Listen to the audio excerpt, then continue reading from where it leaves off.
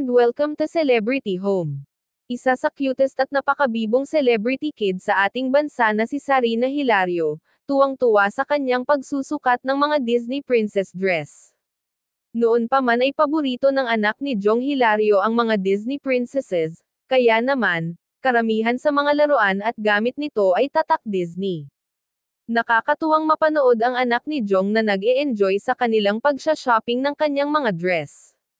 Ating panoorin ang nakaka-good vibes nitong video, pero bago yan, maaari po kayong mag-subscribe sa ating channel, para sa iba pa nating celebrity updates.